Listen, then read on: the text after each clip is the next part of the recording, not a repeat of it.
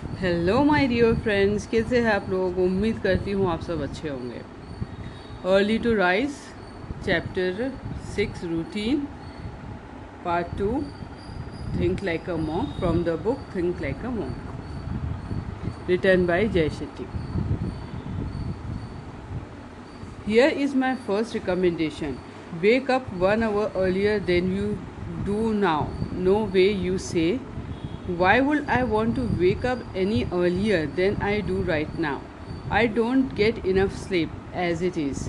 Besides, yuck, but hear me out. None of us wants to go to work tired and then get to the end of the day feeling like we could have done more. The energy and mood of the morning carries through the day, so making life more meaningful begins there.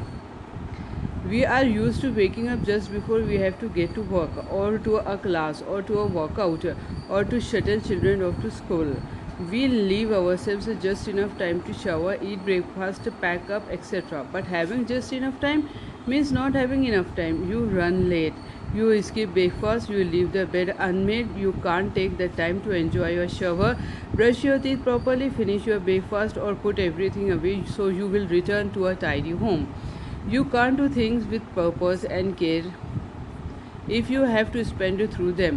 When you start the morning with a high pressure and high stress, you are programming your body to operate in that mood for the rest of the day through conversations, meetings, appointments. Waking up early leads to a more productive day. Successful business people are already on this. Apple CEO Tim Cook starts his day at 3:45 a.m. Richard Branson is up to 5:45. Michael Obama rises 4:30. But it's important to note that while lots of high impact people rise early, there is also a movement among top executives to reclaim sleep. Amazon CEO Jeff Bezos makes it a priority to get 8 hours of sleep every night, saying that less sleep might give you more time to produce, but the quality will suffer. So, if you are going to rise early, you need to turn into an hour that allows you to get a full nice rest. Life gets more complicated if you have kids or night job. Life gets more complicated if you have kids or a night job. So, if these are other circumstances, make the idea of waking up an hour earlier unfathomable, unfathomable.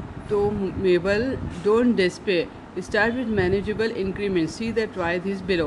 And notice I didn't name a specific time for you to get up. I am not asking for 4 a.m. The hour doesn't even have to be early. The goal is to give you enough time to move with intention and do things completely. The spirit will carry through the day. Create a time cushion at the beginning of the day, or you will spend the rest of the day searching for it. I guarantee you will never find that exact extra time in the middle of the day. Steal it from your morning sleep and give that sleep back to yourself at night. See what changes. Try this. दोस्तों मैं short में डालूंगी, आप वहाँ से ज़रूर देख लीजिए.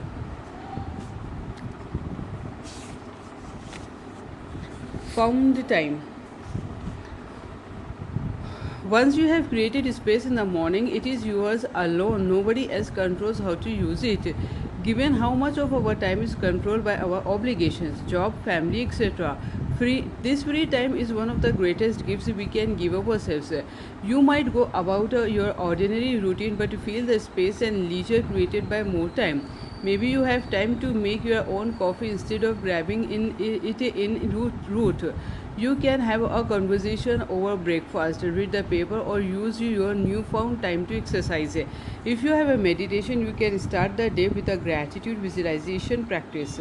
Maybe, as health experts are fond of recommending, you will park further from work to add a bit of a walk to your morning. When you create the space, you will realize it fills with what you lack most of all, time for yourself. ये try this मैं ना उसमें भी shorts में डालूंगी दोस्तों, आप वहाँ से ज़रूर देख लीजिए. The evening routine.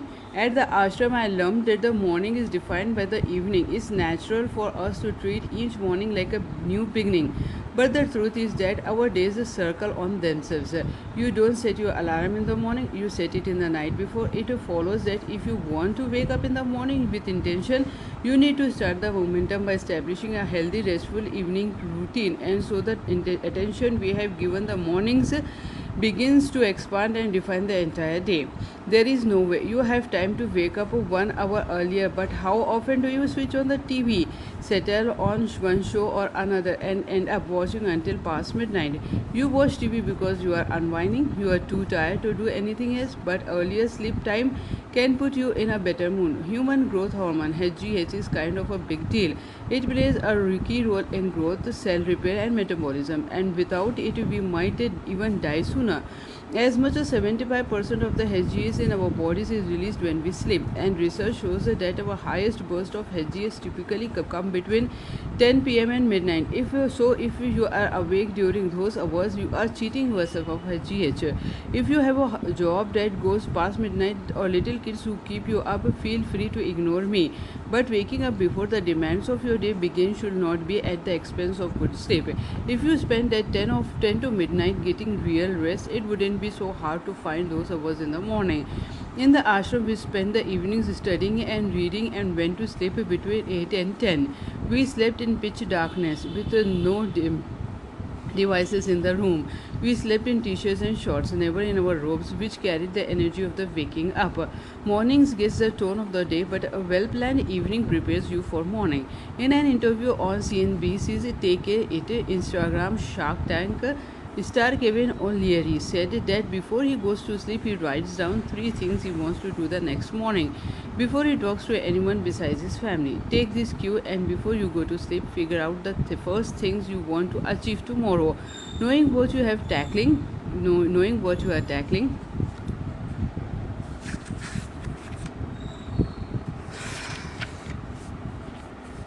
First, will simplify your morning. You won't have to push or force your mind when it's just warming up.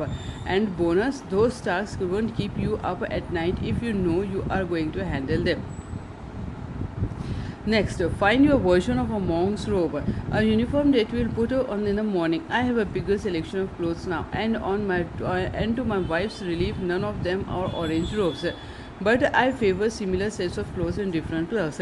The point is to remove challenges from the morning, insignificant as they may seem. If you are spending your morning deciding what to eat, what to wear, and what tasks to tackle first, the accumulating choices complicate things unnecessarily. Christopher Sommer, a former U.S. national team gymnastics coach with 40 years experience, tells his athletes to limit the number of decisions that they have to make, because each decision is an opportunity to stray from their path. If you spend your morning making trivial decisions, you will have squandered that energy. Settle into patterns and make decisions the night before, and you will have a head start on the morning and will be better able to make focused decisions throughout the day. Finally, consider what your last thoughts are before going to sleep. Are they, this screen is going blurry? I did better turn off my phone, or I forgot to wish my mother happy birthday. Don't program yourself to wake up with bad energy. Every night when I'm falling asleep, I say to myself, I am relaxed, energized, and focused. I am calm, enthusiastic, and productive. It has a yoga robot vibe when I put it on paper, but it works for me. I am programming my mind to wake up with energy and conviction. The emotion you fall asleep with at night is most likely the emotion you will wake up with the morning. Wake up in the morning, a stone on the path. The goal of all the preparation is to bring intentionally to the entire day. The moment you leave your home, there will be more curveballs. Whatever your job may be, you are going to need the energy and focus you cultivated all morning. Monks don't just have morning routines and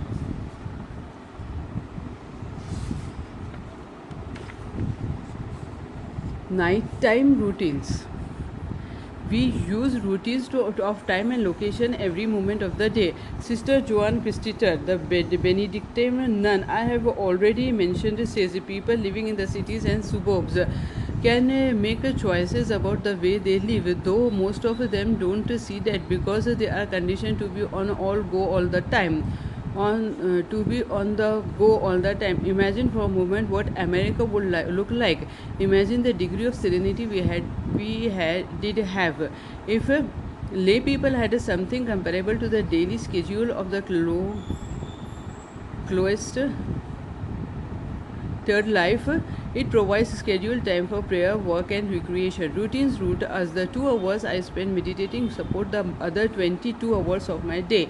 Just as the 22 hours influence my meditation, the relationship between the two is symbiotic. In the ashram, we took the same 30-minute walk on the same path at least once a day. Every day, the monk asks us to keep our eyes open for something different, something we did never before seen on this walk, that we had taken yesterday, and the day before, and the day before that. Spotting something new every day on our familiar walk was a reminder to keep our focus on that walk. We see the freshness in each routine to be aware. Seeing something is not the same as noticing it. Researchers at UCLA asked faculty, staff, and students in the Department of Psychology whether they knew the location of the nearest fire extinguisher. Only 24% could remember where the closest one was, even though for 92% of the participants a fire extinguisher was just a few feet from where they filled out the survey, which was usually their own office or a classroom they frequently visited. One professor didn't realize that there was a fire extinguisher inches from the office he had occupied for 25 years. Truly noticing what's around us keeps our brains from shifting to an autopilot. At the ashram, we are trained to do this on our daily walk. I have taken this walk for hundreds of days now. It is hot but not unpleasant in my robes.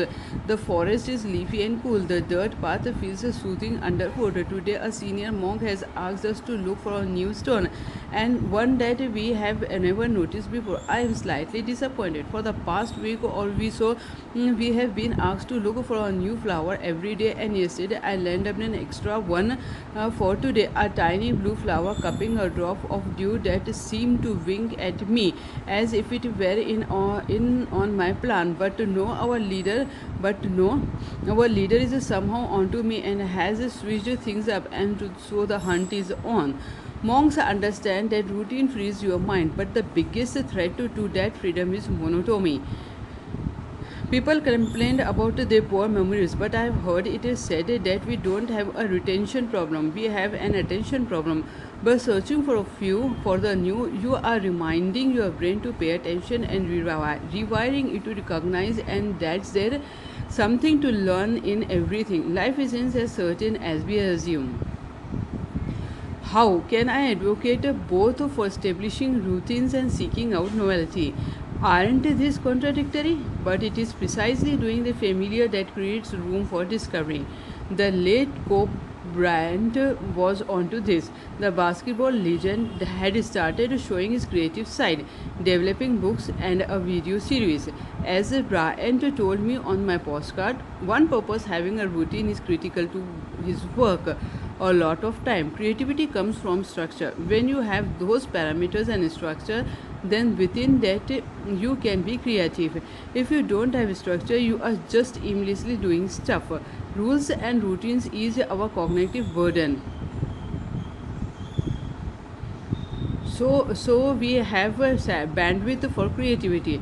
Structure enhances spontaneity, and discovery reinvigorates the routine.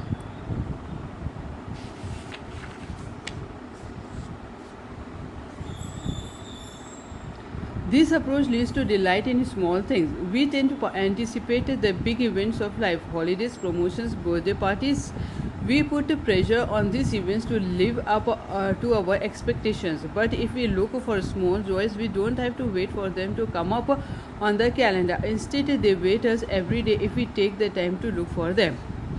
And I have found it here, a curious orange white stone that has seemingly appeared out of nowhere since yesterday. I turn it over in my palm. Finding the stone isn't the end of our discovery process. We observe it deeply, describe the color, the shape, immerse ourselves in it in the order to understand and appreciate it. Then we might describe it again to be sure we have experienced it fully. This isn't an exercise, it's real, a deep experience. I smile before returning it to the edge of the path, half hidden, but therefore someone has to find. To walk down the same old path and find a new strand is to open your mind. यहाँ पे हम break लेंगे दोस्तों, मिलेंगे next video में. Bye for now.